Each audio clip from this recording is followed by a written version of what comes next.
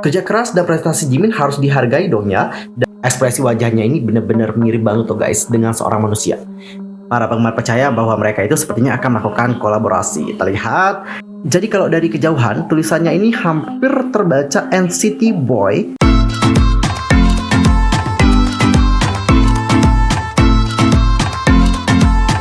Annyeonghaseyo, Chungidul, Yusuf Kim Imnida. Welcome back to my YouTube channel. Nah, gimana sih kabarnya hari ini? Baik-baik aja dong ya. Dan buat kalian semua yang lagi dalam kondisi nggak baik-baik aja, keep fighting guys, don't give up. Untuk hari ini kita itu akan ngebahas update berita dari dunia per-K-popan yang pastinya sangat sayang banget untuk dilewatkan. Nah, supaya kalian tidak ketinggalan update berita terbarunya, yuk buruan subscribe channel aku, bunyi loncengnya, serta like, comment, dan share kepada teman-teman yang lain. Dan berikut adalah informasi selengkapnya.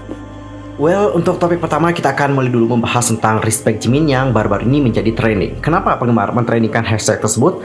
Hal itu dikarenakan hal ini guys, dapat kalian perhatikan dalam Good Morning America yang ditayangkan pada tanggal 26 September 2021. Lihat di sini bahwa Jimin itu tidak kesorot alias tidak kelihatan dikarenakan pengaturan cahayanya yang terlalu gelap. Dan tentu para penggemar juga menjadi kecewa karena di sini mereka pasti pengen dong melihat Jimin, tapi dikarenakan pencahayaannya kurang seperti ini, jadinya Jimin agak kurang terlihat deh guys. Dan kalian tahu nggak, ini tuh bukan hanya sekali terjadi, ini tuh terjadi 2-3 kali gitu. Dan hal ini yang membuat penggemar menjadi geram. Apa sih contohnya? Misalnya nih, dalam yang The Late Show pada tanggal 26 Mei tahun 2021, dapat kalian perhatikan, di sini Jimin juga tidak tersorot dikarenakan cahayanya di sini kurang. Dia juga berada di bagian belakang, jadi nggak kelihatan gitu guys. Pada tanggal 24 Mei 2021 sama juga kasusnya, dapat kalian perhatikan. Oke, di sini ada 3 slide. Untuk yang pertama, di sini juga Jimin nggak kesorot sama sekali because it's really dark. Next, you can see nothing Jimin again. And the last, di sini mungkin hanya kelihatan kakinya saja, tapi wajahnya tidak kelihatan.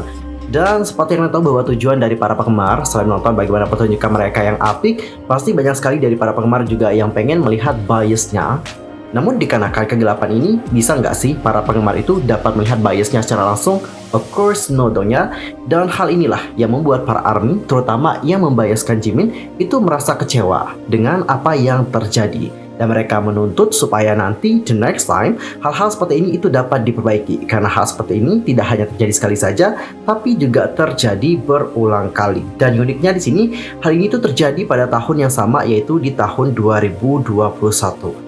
Dan kalau kita berbicara mengenai Jimin, sebenarnya ini tuh bukan the first time loh guys. Para penggemar itu meminta supaya Jimin ini dapat diperlakukan dengan baik. Kalau kita flashback ke tahun 2020, para penggemar juga rame-rame nih memberikan protes supaya Jimin ini dapat diperlakukan dengan adil oleh pihak agensi. Pada saat itu ada hashtag Be Fair to Jimin yang trending. Jadi para penggemar berbicara tentang bagaimana pewawancara hanya diizinkan untuk mengajukan pertanyaan yang disetujui oleh agensi. Namun ternyata wawancara tersebut mencakup hal-hal seperti ancaman yang berbahaya terhadap Jimin, tapi sama sekali tidak menyinggung prestasi individu penyanyi kelahiran 1995 tersebut. Jadi pada saat itu penggemar menuliskan, so Big Hit mengizinkan wawancara untuk bertanya kepada Jimin tentang bagaimana ancaman yang berbahaya untuknya. Dan karena alasan yang jelas membuatnya tidak nyaman, tapi bukan tetap pekerjaan solonya, prestasi. So, kerja keras dan prestasi Jimin harus dihargai dong ya, dan juga tidak boleh diabaikan. Namun wawancara ini bukan satu-satunya hal guys yang dibicarakan penggemar bersama dengan hashtag tersebut. ARMY merasa Jimin tidak diberikan kredit atau dukungan yang layak untuk kerjaannya secara umum. Terlepas dari seberapa banyak prestasi yang ia dapatkan di luar BTS sendiri secara keseluruhan, pengguna Twitter @JimJimJan itu merangkum alasan serius yang membuat mereka merasa harus memperjuangkan hak dari Jimin. Penggemar juga menyoroti bagaimana Jimin seringkali menjadi sasaran kebencian solo stan member lain karena selalu menjadi yang paling disorot setiap tampil bersama dengan BTS. Mereka juga menganggap kerja keras Jimin membuat lagu tidak pernah diakui. Begitu pula rekor yang telah dipecahkan Jimin secara individu. Pengguna lain @OrangeJiminFix itu berbagi hanya beberapa pencapaian Jimin yang membuktikan bahwa ia memang layak mendapatkan kredit lebih banyak daripada yang diberikan. Jimin juga terus menduduki peringkat pertama dalam daftar brand reputasi idol. Lagu solonya juga bertahan nih di berbagai tangga lagu. Dalam dunia mode, Jimin juga diakui sebagai salah satu idol yang fashionista. Penggemar juga tidak hanya menggunakan hashtag untuk komplain, mereka juga menunjukkan cinta dan dukungan mereka untuk Jimin, tidak peduli apapun, dan untuk memberitahunya bahwa mereka mengakui kerja keras dan menghargai semua yang telah dilakukan oleh Jimin. So guys, gimana pendapat kalian tentang hal yang satu ini? Langsung saja sampaikan opini kalian di kolom komentar. Dan untuk topik yang kedua, sekarang kita akan membahas tentang hal yang paling banyak dibicarakan oleh para netizen, khususnya netizen Korea, yaitu tentang betapa terkenalnya para selebgram robot. Nah guys, kalian tahu nggak, selama sepekan ya, belakangan kemunculan seorang influencer digital asal Korea Selatan menjadi perhatian. Ekspresi wajahnya ini bener-bener mirip banget tuh guys dengan seorang manusia. Nah, buat kalian yang belum tahu, nama selebgramnya ini adalah Rosie guys. Jadi kalau kalian lihat, perawakan Rosie ini memang layaknya gadis muda fashionable pada umumnya. Namun wajah cantik, tubuh langsing, dan ekspresinya di setiap foto adalah buatan. Not real. She is not human. Layaknya manusia, Rosie memiliki identitas diri. Seperti yang dikutip dari Dexerto, Rosie ini dikenal sebagai fashionista berusia 22 tahun yang suka dengan yoga dan juga berjalan-jalan. Amazing banget dong ya. Rosie juga merupakan influencer media sosial virtual pertama dari Korea Selatan. Dia ini diciptakan oleh Studio X, perusahaan yang memiliki spesialis di animasi, film, dan karakter video. Dan dikembangkan dengan teknologi AI, Rosie ini bisa berpose layaknya model. Dia juga bisa berpose cute sampai memasang wajah sedih. Debak banget dong ya. Rosie juga punya 800 ekspresi wajah dan juga gerakan. Wow, amazing. Hanya dalam setahun sejak kemunculannya di 2020, followers Rosie di Instagram kini lebih mencapai 88.000. Dan Rosie juga menerima tawaran endorsement yang berlimpah. Dan kalian tahu gak guys, dalam setahun ya, Rosie ini telah mendapatkan 100 endorsement dan juga sponsor. Dan menurut laporan dari Business Insider, diprediksi Rosie ini menerima 1 miliar won atau sekitar 12 miliar rupiah. Dan menurut perusahaan yang menciptakan Rosie, robot cantik itu juga akan terus berkembang. Dia akan bisa bersuara sampai berakting di depan layar. Dan Rosie ini bukan satu-satunya selebgram robot asal Korea yang terkenal, tapi ada juga selebgram lain, namanya adalah Rae Ah Kim. Jadi untuk Rae Ah Kim, dia ini adalah manusia virtual dari LG Electronics yang memang terlihat seperti manusia sungguhan nih guys, dan bahkan punya identitas sendiri. Perusahaan tersebut juga memanfaatkan gerakan manusia lalu diubah menjadi gambar 3D untuk membuat karakter dari si Rae Ah. Dan ada beberapa fakta mengenai Rae Ah. Ternyata Rae Ah ini punya usia 23 tahun guys, dan punya data pengumpulan bahasa secara alami. Dan dia ini juga mulai banyak diketahui oleh orang saat dia itu hadir pada pameran CES 2021 LG Electronics. Rae Ah juga mempromosikan produk baru dari perusahaan tersebut. Dan Rae Ah Kim ini juga ternyata memperkenalkan dirinya sebagai artis dari Seoul yang membuat musik dan percakapan nyata bersama dengan orang lain. Dan seperti yang kalian lihat di foto yang ini, bagi influencer yang benar-benar real, Rae Ah ini juga membuat caption dan unggahan sendiri tanpa bantuan orang lain. Dicatat, nggak perlu bantuan orang lain, dia bisa membuatnya sendiri. Dan sebagai seorang influencer terkenal, Rae Ah ini juga melakukan banyak sesi foto, termasuk pemotretan kekinian. Bahkan ia ini juga mempunyai account SoundCloud sendiri untuk membagikan musik yang telah dibuat. Honestly, secara pribadi aku mengakui bahwa mereka ini emang benar-benar amazing banget sih guys. Dari segi teknologi, mereka sudah sangat maju banget. Dan untuk selebgram robotnya, itu terlihat sangat cantik banget. Ini adalah ideal, sesuai banget dengan harapan dari netizen. Jadi nggak ayal kalau mereka ini memang banyak diidolakan. Tapi kekurangan mereka di sini adalah satu, mereka itu hanya robot. Yang menjadi pertanyaan aku adalah, bagaimana mereka itu dapat memiliki usia? Sejak kapan mereka itu dilahirkan? It's really strange. Tapi cukup unik, dan untuk perusahaan ini emang sangat menguntungkan banget guys. Tapi for human yang bekerja bukan di perusahaan tersebut, pasti ini akan menjadi tantangan untuk mereka. Apalagi di Korea sana, ya seperti yang kalian lihat bahwa persaingan di sana memang semakin berat. Belum lagi dari orang-orangnya yang sudah banyak yang terkenal juga. Habis itu banyak juga yang cantik, tampan juga banyak. Dan didukung dengan adanya robot-robot ini, persaingan di sana memang benar-benar berat banget. Seandainya kalau ada selebgram robot asal Indonesia, apa yang akan terjadi? Apakah kalian akan menerimanya dengan baik? Langsung saja komen di kolom komentar. Dan untuk topik yang terakhir, sekarang kita akan membahas berita yang menggembirakan untuk para laki. Anyang laki, ini ada berita dari Secret Number.